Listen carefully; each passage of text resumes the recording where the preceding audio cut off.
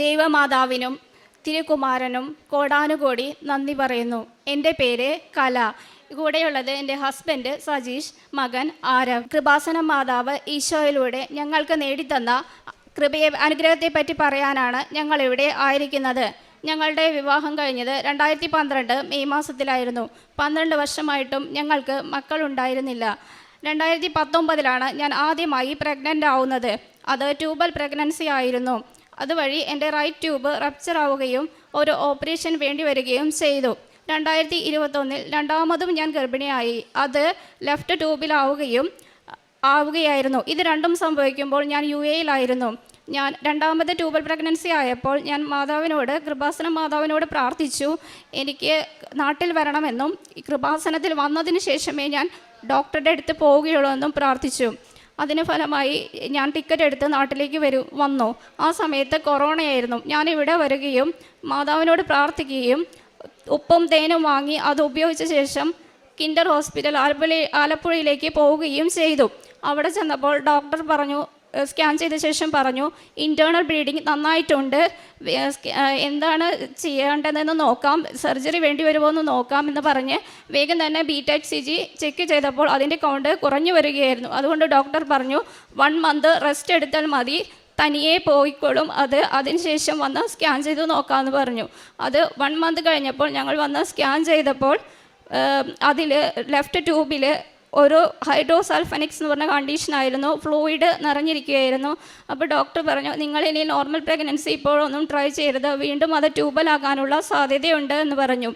വീണ്ടും ഞങ്ങൾ ദുബായിലേക്ക് തിരിച്ചു പോയി 26/7/2023 ഇവിടെ വന്ന് തീർത്ഥാടന ഉടമ്പടി എടുക്കുകയും അതിൻ്റെ പിറ്റേ ദിവസം സബൈൻ ഹോസ്പിറ്റലിൽ പോയി ലാപ്രോസ്കോപ്പി ചെയ്തതിന് ശേഷം IUIയും IVFും ചെയ്ത് രണ്ടും ഫെയിലായി.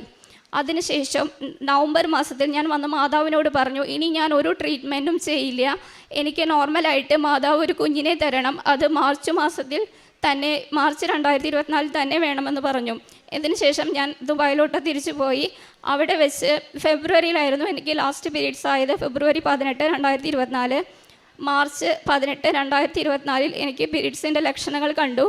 ചെറിയ സ്പോട്ടിംഗ് ഉണ്ടായി. അപ്പോൾ ഞാൻ മാതാവിനോട് പറഞ്ഞു, ഞാൻ മാതാവിനോട് പ്രാർത്ഥിച്ചതല്ലേ എനിക്ക് നോർമൽ പ്രഗ്നൻസി വേണമെന്ന്. അപ്പോൾ അങ്ങനെ പറഞ്ഞു. അപ്പോൾ അന്ന് തന്നെ എൻ്റെ ബ്ലീഡിങ് സ്റ്റോപ്പ് ആവുകയും പിറ്റേ ദിവസം കാർഡ് വാങ്ങി ചെക്ക് ചെയ്തപ്പോൾ പ്രഗ്നൻ്റ് ആണെന്ന് അറിയുകയും ചെയ്തു. അപ്പോൾ 6 ആഴ്ചയായിരുന്നു. സ്കാനിങ്ങിന് പോകുമ്പോൾ ഞാൻ ഉടമ്പടി തൈലം എല്ലാ ദിവസവും ഞാൻ ഉടമ്പടി എടുത്തതിന് ശേഷം ഉടമ്പടി നേർച്ച വസ്തുക്കളായ ഉപ്പും തേനും തൈലവും ഉപയോഗിക്കാറുണ്ടായിരുന്നു. ഉടമ്പടി തൈലം വയറിൽ പുരട്ടുകയും ഉടമ്പടി പ്രാർത്ഥനകൾക്ക് ശേഷം വെള്ളത്തിൽ കലർത്തി ഉപയോഗിക്കുകയും ചെയ്തിരുന്നു. ഞാനും ഹസ്ബൻഡും ഒരുമിച്ചാണ് ഇതെല്ലാം ചെയ്തു വന്നിരുന്നത്. ഡോക്ടർ സ്കാനിങ്ങിന് പോയപ്പോൾ പറഞ്ഞു, സ്കാനിങ്ങിന് പോകുന്ന സമയത്ത് ഞാൻ പ്രാർത്ഥിച്ചിരുന്നു, എന്തായാലും എൻ്റെ യൂട്രസിലാവണേ ഈ പ്രഗ്നൻസി, ഒരിക്കലും മുൻപത്തെ പോലെ ആവരുതേ എന്ന് പ്രാർത്ഥിച്ചിരുന്നു.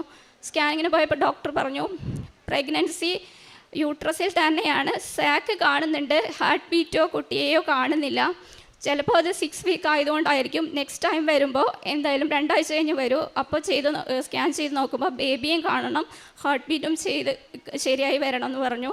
ഞങ്ങൾ പ്രാർത്ഥനയോടെ ഇരുന്നു. 2 ആഴ്ച കഴിഞ്ഞ് ചെന്നപ്പോൾ ബേബിയെയും ഹാർട്ട് ബീറ്റും ഉണ്ടായിരുന്നു.